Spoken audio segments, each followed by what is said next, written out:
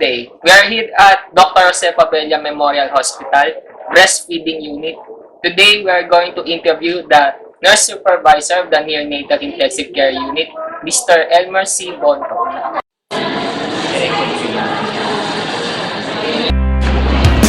She's so lovely, she's so lovely, she's so lovely, she's so lovely, she's so lovely, she's so lovely. Good afternoon, I'm Wilkin Marcapes from De La Salle, a fourth-year BSN student. Hi, hello, Wilkin. Long time no see. Any question, Wilkin? What do you want? What can you tell us more about Pabella Hospital? This hospital, Dr. Jose Pabella Hospital, founded November 9, 1920. Of course, with the former Dr. Jose Pabella, the first Secretary of Health. This is a maternity and child nursing hospital with 700 beds capacity. So we are here in NICU today, our breastfeeding area, and Pabella Hospital is considered as one of the best hospital in terms of maternity and child, and this NICU, of course, is the biggest NICU in Asia. Anything? Question po namin, how long have you been in the nursing profession? No, parang napakahirap naman ang question na yan. Parang pinag-uusapan din yung edad ko. Anyway, how long? Parang ang gusto ko na lang question mark na lang. Kasi parang ang hirap-hirap naman ang question yung una pa lang. Pero anyway, sasagutin ko syempre. I've been here in Pabella since July 1, 1992. My first exposure is at OR DI Complex. So, every 6 months, rotation kami. So, OR-DI Complex, tapos Pecho Ward, OB-GYN, tapos, yun, nag-NICU na ako, 1996. So, lumaki na ako sa NICU from 1996 up to now. So, kung tutuusin, lahat-lahat, bali ang total is 20 years. So, I've been stuck in NICU for 2 years, tapos 1 year na head nurse, tapos supervisor. Siyempre, pinagbubutihan ko lahat ng pagtatrabaho para ma-stay ako doon sa unit na yon. Especially, minahal ko talaga ang NICU, yung mga babies na nandito, pwede nyo kunin yung mga babies, ayan. Hi! I'm Ayla po, part-time girl. Remember ko si Ayla. Yes. Ayla. Yun, next question po namin, how do you describe being a nursing supervisor? Being a nursing supervisor, you must possess, you must possess powerlessness. Importante na huwag mong gamitin yung power mo as supervisor. Yan ang pinaka ko sa sarili ko na porket supervisor ako, ma-power ako. Hindi ko yun parang lahat ng mga staff ko, tinuturing ko as may colleagues pa rin. Na hindi porket supervisor ako, dapat stricta. Stricta ako in a way na sa trabaho. Kasi mga hinahandle ng mga staff ko, mga babies talaga. Mahirap kasi na dito sa hospital kasi, pag nasa hospital ka, hindi naman pwedeng porket friend-friend na yung mga staff, ganun na lang. Pwede kami mag-friend-friend, magkaibigan sa labas. Pero pagdating dito sa loob, talagang kinukonsider yung respeto. Importante yon bilang staff ko sila, respetuhin din nila ako bilang supervisor nila. Siyempre, pag magiging supervisor ka na, dapat alam yung tinatawag na PDOC. Yung planning, importante yun na pinaplano mo yung staff mo, na anong plano mong this day, na kunyari duty kaming 6 to 2, ang plano namin dapat walang mortality. Dapat walang mamamatay. Lahat buhay. I-endorse namin buhay lahat ng babies. Importante yon. Siyempre, organizing, importante rin yun. I-organize ko yung mga staff ko na alam kong capable sila sa area na yon. Pag alam kong hindi siya capable sa area na yon, ipo-pull out ko siya. Huwag ka dyan. Kasi, hindi ko naman sinasabing hindi ka pa magaling. Huwag na muna kasi minsan may mga staff na naka-schedule na hindi pa sila dapat sa lugar na yon. So, siniswitch ko yun. Kasi ayoko magkaroon siya ng incidental report dahil nga hindi pa siya magsyadong gamay doon. So, doon muna siya sa lesser na trabaho na pwede ko siyang ilagay. Siyempre, kailangan din ng control. control mo lahat ng mangyayari doon sa unit mo. Dapat yung mga pasyente, yung mga dalaw, yung mga babies, tapos yung mga staff. Dapat alam mo kung paano sila i-control sa pamamagitan ng pagiging hardworking nila, na importante na yung pagkocontrol na ibig sabihin na huwag silang masyadong palasagot sa mga nanay na nagtatanong kung ano kondisyon, na dapat sa doktor nila sasabihin yung mga kondisyon ng bata. I-refer nila yon sa mga doktor. Siyempre, importante talaga, bilang supervisor, dapat marunong talagang makisama. Hindi lamang sa staff, doon lang sa mga nurse, pati sa mga administrative aid. Kasi meron tayong mga administrative aid, mas mabababa pa sa nurse. Mga midwife, tapos mga attendants natin na nagtumutulong din sa loob ng unit para mag-provide ng oxygen. Tapos mga midwives namin, ayan si Sir Richard. Una niya si Sir Richard, one of our midwives in si Sir Richard. So yeah, si Sir Richard lagi yung nagpo-provide ng mga gatas para sa mga babies, siya nagagabadge feeding. So importante talaga, alam nila kung ano yung trabaho nila. Hindi ko kailangan mag-utos sa kanila, o gawin mo to, gawin mo yan. Alam nila kung anong trabaho nila as midwife, as nurse, as attendant. Kaya magandang samahan dito sa loob ng NICU. In 3 words po, paano niyo po isa-summarize yung work niyo as nursing supervisor? Dun sa years na nakapag-work kayo dito. In 3 words, kung paano ko 360. ano yan? Summarize or describe, gano'n. Sa loob ng NICU. Yes. Okay, in 3 words. Parang bigat naman na in 3 words. Kasi ang dami-dami kong iniisip na hindi lang 3 words. Ha? Oo, in 3 words. Siyempre, yung trabaho ko sa NICU, hindi na bilang staff, hindi na bilang head nurse. Diba? Siyempre, nandiyan yung equipments, mga supplies, ha? Siyempre, dapat i-provide mo lahat. Yung mga pangangailangan ng staff mo, dapat available lahat yan. Yung mga sirang suction machine, dapat paggagawa mo yan. Tapos yung mga scheduling, ikaw mag-prepare ng schedule nila. Hindi naman isa pang gagawa ng schedule, kami mga supervisor. Tapos syempre, yung mga dalaw, yung mga hindi na kaya, yung mga dalaw na hindi kayang i-tolerate yung ng mga staff ko. Kasi minsan may mga balagbag na ano, yung mga pasaway na dalaw. Syempre, sinisigawan ng staff ko, ako nang lalapit doon.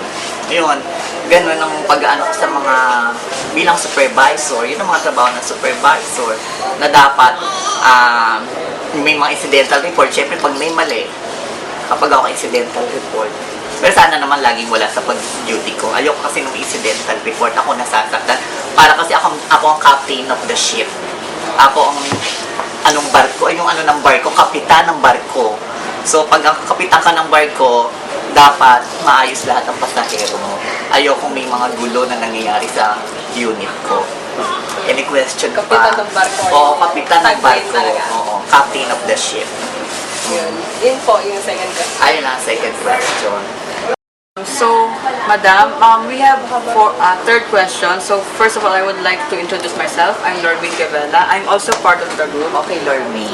So, for our third question, I would like to ask you, what are the qualifications that you think that makes you fit for this position? Okay. Of course, siyempre, bago ka maging supervisor, importante siyempre yung curriculum vitae mo, kung ano nilalaman no, pag mag-a-apply ka supervisor. Siyempre, yung years of experience mo, importante yun.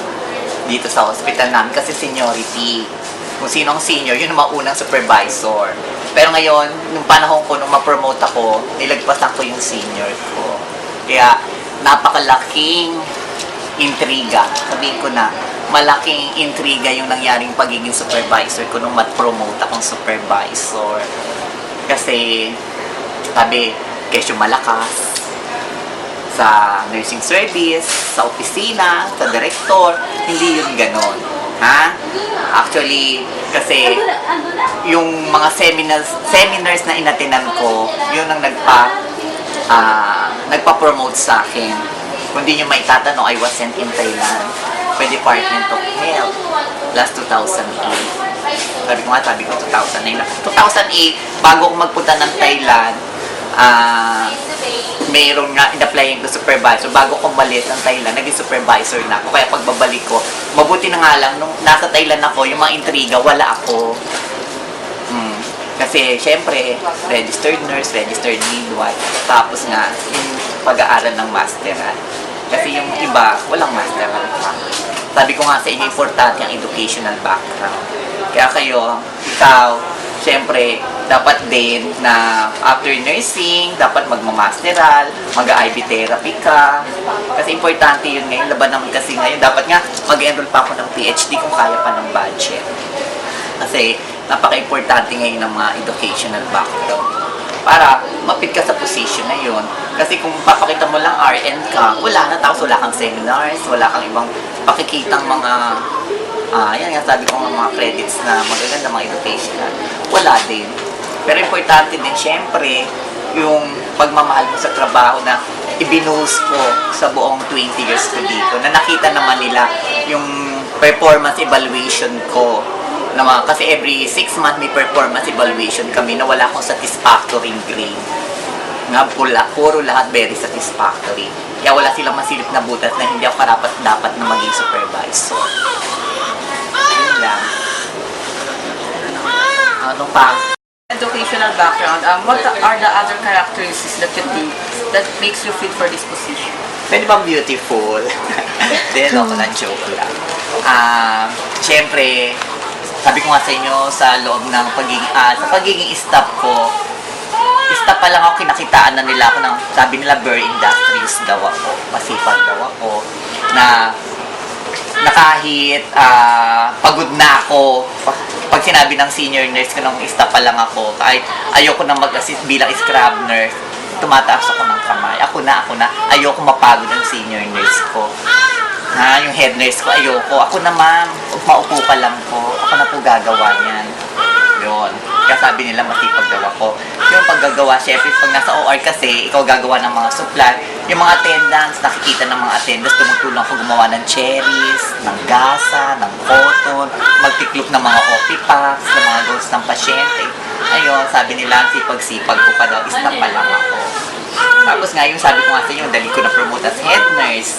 Kasi yung initiative sa katawan ko na hindi na ako kailangang utusan, yung resourcefulness na walang gasa, ako nagagawa ng gasa, yung mga gano'n, yung mga simpleng trabaho ng mga attendants na kaya ko namang gawin, ginagawa ko. Kasi dapat sa isang trabaho, sa isang unit, dapat may nag-work kayo harmoniously. Importante yun, na hindi kayo nag-aaway-away para matapos ang trabaho ng madali. Siyempre, yung courtesy, importante yan. Kunyari, dumarating na yung mga area managers, yung mga boss nyo, good afternoon, sir. Good afternoon, ma'am. Good morning, ma'am. Yun, palabati daw ako. Importante din yun. Siyempre, punctuality. Naku, hindi ako nalilate. Kunyari, 6 o'clock ang duty, 5:30 nandito na ako. 30 minutes prior to endorsement, dapat nandito ako sa hospital. Kasi iba, late ako. Talagang makikita ang attendance ko at punctuality. Napakaaga ko pumapasok para ma-receive ko ng maaga yung mga nurse na maaga din nagre-receive din kasi sila. Ayoko kasi makakita nila ako ng pangit na butas o dahilan na laging late yan, laging late. Siyempre dapat walang absent. Ilang taon na ako hindi ma-absent. Kahit na nga may sakit ako, pumapasok ako sa totoo lang. Yung simpleng lagnat, yung biogesic lang yun. Inuman ko lang ng biogesic yun. Para makapasok ako. Siyempre, aside from punctuality, yung compliance pag may meetings. Ayan, proper uniforms. Dapat sinusuot mo yan ng maayos. Hindi ka naman pwedeng gusot-gusot, papasok ka. Siyempre, kailangan din kasi yung grooming. Importante yung grooming mo. Ginigradean lahat yun, characteristics na yun. Yun yung mga nasa katawan ko daw na kinakitaan nila kaya mabilis yung promotions para sa akin. At sana, kayo din, pag nagtatrabaho na kayo as RN, sana yung courtesy huwag mawala sa inyo. Yung initiative, resourcefulness, industrious, helpfulness. Yung SOS, pag mayroong staff na nahihirapan sa isang area, tumulong kayo. Wala kang ginagawa, tulong ka doon sa isang area. Para pag ikaw naman ang ilangan, ikaw naman ang tutulungan. Yun. Importante yun. Siyempre, open-minded. Open-minded ako sa lahat. Ayokong isa rin yung isipan ko na ngayon, supervisor ako, nakikinig pa rin ako. Ayokong nag-aano ko ng suggestions. Ayokong pag sinabi ko, eto, tama ito, tapos may mas tama pa pala, pakikinggan ko yun. Kung tama yun, isusundin ko yun, magpapababa ako. Importante yun, hindi porkit supervisor ka na wala ka ng pakikinggan. Pakinggan mo yung mga staff mo. Baka mas marami silang alam. Kasi marami silang, di ba, two heads are better than one. Isa lang ako. Sila madaming heads. Kaya pinakikinggan ko sila. Kung tama yun, okay, go. Yun lang. I'm Christine Doria po. My question is, what are the advantages and disadvantages of a nursing supervisor? Advantages of being supervisor, syempre, sabi nyo nga, relax, di ba? Na walang masyadong trabaho. Hindi naman sa na walang trabaho. Walang masyadong trabaho. Kasi, tapos ka na sa pagiging staff nurse na nagkakaram ka mag-charting, mag-carry out ng doctor's order, magbigay ng meds, mag-inject, mag-refill ng mga fluids, mag-assist ng mga procedure. Wala na ako doon. Mga staff na yun. Tapos, syempre, sa head nurse naman, syempre, yung mga pag-admit ng mga pasyente, admission, tapos yung mga pagta-trans-in-trans-out ng mga pasyente. Para bang, kasi pag supervisor ka ang feeling mo, hindi naman sa pagmamayabang, syempre, mataas ang tingin sa'yo ng staff mo na magaling ka, kaya ka naging supervisor. Diba? Kaya ka nga naging supervisor, alam mo ang lahat. Kasi nga yung mga advantages sa akin kasi tubong NICU ako. Ha? Nag-staff nurse ako sa NICU, nag-head nurse ako sa NICU, at dito na ako naging supervisor sa NICU. Hindi na ako in-out. Kasi mostly dapat may mga rotation every 6 months nga sabi ko sa'yo. Mula nung mag-staff nurse na ako, hindi na ako na-rotate. Talagang lumaki na ako sa NICU. Sa loob ng NICU na talaga yung puso ko, yung pagiging staff ko, ito na ako, andito na ako sa NICU. Kaya marami ang connect. Kaya nga yung iba, yun, sabi ko nga, yung iba ayaw na pumasok ng NICU kasi mahihirapan sila kasi galing sila sa ward. Siyempre sa ward, mga pasyente, mga nanay lang, nahahawa ka ng baby, mahihirapan sila. Ayoko naman, hindi ko naman dinidegrade yung pagiging magaling din nila sa ward. Kasi ako din, kahit dalhin ako sa ward, hindi ko masyado alam ang trabaho sa ward. Ha? Pero, sinasabi ko sa inyo, akin ang NICU. Itong specialist ko, NICU specialist ako. Yung advantages ko nga, sabi ko nga sa inyo, lesser ang trabaho. Ang disadvantages, parang wala naman masyado. Kasi nakikita ko naman yung yung pagiging supervisor ko, fit talaga sa position. Na hindi ako papasok sa promotion ng pagiging supervisor kung alam ko hindi pa ako handa. Kaya pumasok ako sa promotion yung time na yon kasi alam ko handa na ako maging supervisor. Kaya walang advantages para hindi ko kayanin lahat ng mga darating na problema na may encounter ko as supervisor. Kaya ka nga itong naging supervisor kasi dapat fit ka talaga. Alam mo yung trabaho ng pagiging supervisor. Siyempre, ito pa, hindi ko pang ang vacant na position, ay nako, kayang-kaya. Kaya nga bilib sa akin ng chairman namin ng saka area manager na andito ako bilang eye-opener. Ako lagi ang tinatawag nila kung anong naging problema sa NICU. Kasi alam nila, laking NICU. Batang NICU. Sige po, thank you po. Thank you. Ano pa? Follow-up question. Any plans to work abroad? By this time, but by my age na, parang wala na. Hindi ko naman kino-close yung door ko sa ibang bansa. Kaya lang, at my age kasi, parang matanda na ako para sa ibang bansa. Saka, anyway, yung salary ko naman, parang kaya naman sa abroad. Kasi, okay yung salary dito sa government hospital. Aside from the benefits na nakukuha, kung dahil ako mag-abroad dahil sa pera, hindi na siguro kasi nakukuha ko dito. Tapos sabi ko nga sa inyo, yung racket, ayan, yung mga students na affiliated. Siyempre, kumikita rin ako pag nabibigyan ako ng mga estudyante. Yung sa salary ko. Yung sa abroad parang wala pa. Sa ngayon, Pero, sana dumating, pero hindi na siguro kasi okay na ako dito. Mahal ko na kasi yung mga tao dito. Mahal ko na rin yung mga naging pasyente. Saka ito na kasi yung buhay ko na at least ngayon, babalik ako bilang staff nurse. Parang sa edad kong to, staff nurse ulit ako sa abroad. Ano ba naman yan? Parang mahihirapan ako. Mas ito po, banjing. Hindi naman pa banjing. Okay naman.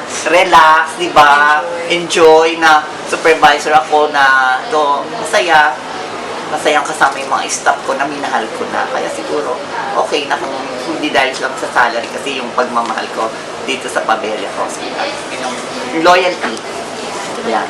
Loyalty ba tawag? O, tama loyalty. Di ba na hindi lang sa pera kasi mabubuhay yung tao. Kung sa ibang bansa, di ba sabi ko maging staff nurse tapos nakakulong pa lang na trabaho yung enjoyment na hindi ka makapanood ng sine, na maglalaba ka, wala kang yaya. Di ba? Eh dito, ilan ang yaya ko? 3. Yan. Di ba? Hain mo na ako, laba mo na ako, plancha mo na. Eh, pag sa abroad, ikaw lahat gagawa. Di ba? Masarap kasi, siguro kung dapat, noon pa. Di ba? May age dapat mga 22, 23 years old, 24. Pero sa edad ko, siguro, okay na ako dito. Fulfilled na, yan ang tama. Yung fulfillment, nandito na sa Nico sa Pabella Hospital. Thank you.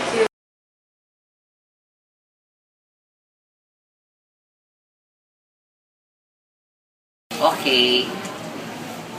We are born as leader, lahat. Lahat tayo, born tayo as a leader. Hindi lang ako, pati kayong mga fellow students na naging students ko. Kung nagpunta kayo dito sa Pabella, walang-wala kayong alam. Di ba may mga leader akong inassign? So, yung pagiging leader nyo, dapat ipopossess nyo yun. Lahat kayo leader ko, ipopossess nyo yun. Hindi lang sa hospital, pati sa loob ng bahay. Tumulong kayo sa mga magulang nyo. Kung kailangan maghugas ng pinggan, ayun, leader na kayo noon. Consider as leader na kayo. Yung utusan kayo magbayad ng Meralco, leader na kayo noon. Kasi inaasahan kayo ng magulang. May tiwala sa inyo yung magulang. Parang ako, dito sa hospital, may tiwala sa akin yung staff. May tiwala sa akin yung staff na kaya kong gawin kung ano may magiging problema nila. Kaya kong punay yung magiging problema. Kayo din, leader din kayo. Kaya nga sabi ko, we are all born as a leader. Kasi leader din tayo lahat. Hindi lang ako. Kayo din. Kaya lang, yung pagiging leader nyo, pinakikita nyo pa lang, yan, leader din kayo sa loob ng school kasi nag-aaral kayong mabuti. Yung pagiging leader na yon, yung pag-aaral nyo mabuti, yung magiging daan para maging ganap kayong leader sooner. Pag naging RN na kayo. Kaya huwag niyong kalilimutang magdasal palagi. Importante kasi yung pray. Yung, lalo na kayo magbo-board exam kayo. Sabi ko nga, prayers can move mountains. Kahit alam yung mahirap yung papasukan nyo pagdating nyo na ng board exam, makakaya nyo yung pag lahat dinadaan sa dasal. Kami bago kami mag-start ng duty, nagdarasal kami. Kasi ayoko nga, sabi ko ganyan na mortality, may mamamatay sa area ko. Ayoko nang ganun. Kaya, yung pagiging leader natin sa isa't isa, leader kayo, leader ako, magiging daan yun para umunlad itong bansa natin. Malay nyo, sa inyo, isa sa inyo, mapunta dito sa Pabella Hospital. Siyempre, tutulungan ko yung maging leader. Hindi lang sa pagiging staff nurse. Yung pagiging leader kasi hindi naman sa pagiging dahil lang sa trabaho. Yung pagiging paano kayo makisama sa kapwa-tao. Yung respeto nyo sa mga kapatid nyo, kaibigan nyo, minamahal nyo sa buhay. Leader na yun. Hindi lang yung leader kasi may pinagawa sa isang bagay na kunyari may project, ikaw leader, hindi yun. Hindi ganun ang pagiging leader. Ang leader talagang spiritually, emotionally, respect, dapat na pinopossess niyo yung lahat para maging leader. Importante yun. So, ang last word ko sa inyo, good luck. Sana lahat kayo maging RN. Sana isa sa inyo makita ko dito sa Pabella Hospital. O sana lahat kayo, pag okay yung lista nyo, ng mga credentials nyo, pwede kayong mag-apply dito sa HRD namin. At for sure, magiging backup nyo ko para makapasok kayo dito sa Dr. Jose Pabella Memorial Hospital. Thank you.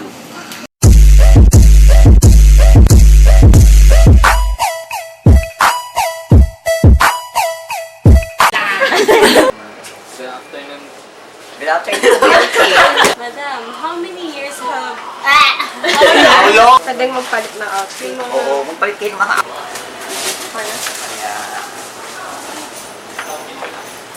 Gano'n, magdala na eksena. Kayo naman. Oo. Dumara ka pa, laro. Madam? Oo, diba? Eksena naman yun. Tama ba yung mga sagot ko? I gotta find my way back to summer paradise. John Paul Simple Plan. My heart is sinking as I'm lifting up above the clouds away from you. And I can't believe I'm leaving. Oh, I don't know what I'm gonna do. But someday I will find my way back to where your name is written in the sand.